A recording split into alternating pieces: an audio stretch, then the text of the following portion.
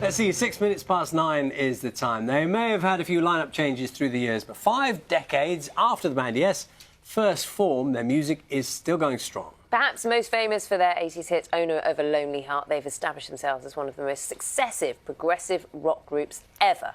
Well, in a moment, we're going to talk to a couple of today's members about preparations for an anniversary tour. Good morning, gentlemen. Good morning. Let's see you all in action.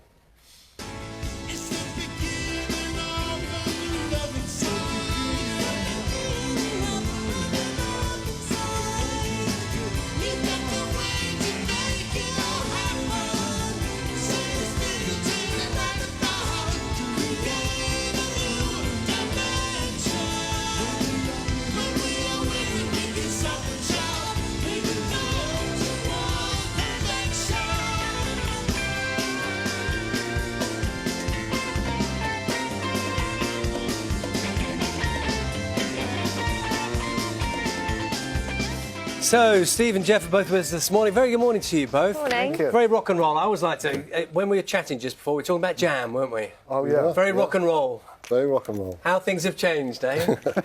That'd be fair to say. Tell us about that clip. Where was that? Did you say it was the Royal Albert Hall? No, I think it was in Bristol. We did a show about 3 years ago at the Bristol Colston Hall. Mm-hmm. So that's from there, yeah. So it was one of the last tours that Chris Squire did with us, and it's nice to see him up there again. Good old Chris. 50 years on since Yes first formed. What now is happening in terms of Yes? And is it a surprise that Yes is still going? It's a kind of evolutionary thing, you know. I mean, Yes just kept going and taking short breaks, maybe a couple of years, and then the lineup might change and we get back together and then we, you know, this person would leave, and you know, it's just been a completely hodgepodge story for 50 years. Has it been a twisty, bitter story, or has it been just one of gentle evolution? Part of it has been... That's what you usually hear. Yeah, I mean, people leave sometimes because they really do want to do different music, you know, and Bill Bruford did that, and several Yes musicians have done that. They said, look, I don't want to do this, I want to do something else. But other times, yeah, there's a bit of intrigue, there can be some problems, somebody doesn't like a record we made or didn't like a tour. But, I mean, it's all a mixed bag, because in balance, it's got to go that way. Yeah, and it's always been a musician's band. I think that... that's one of the key things about Yes, is that it's always sort of had musicianship to the fore. And I think that, you know, if you look at something like the Brits the other night, you know, it's a lot about the vocalists, whereas I think a band like Yes has always been about musicians. And I think that's a great thing why the band is still going. The Foo Fighters were recognised as well, which was one of the things that a lot of people enjoy, seeing proper bands, so to speak, recognised. We come from that era where it started with maybe Floyd and Genesis and ELP. And there's a wealth of bands from the 70s that really cared about their music. And I saw that picture you were showing us of Tony Kaye and Bill Bruford in the early lineup. So there's been a lot of lineups, but they've all had the same purpose, to make great music. Things have a habit of coming full circle, don't they? Like, for the moment, vinyl, for example, people are buying vinyl again. Right. Are people coming back to Yes, or kind of rediscovering them, or new people sort of finding...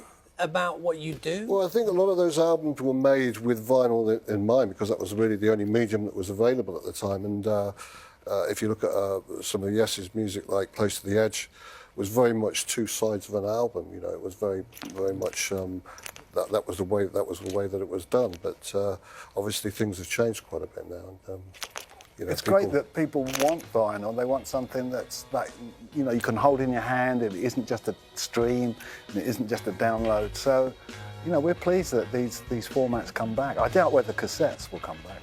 No. But actually, though, a lot of the money made by bands these days is through touring. I mean, it has changed so much, hasn't it? And you guys are back on tour.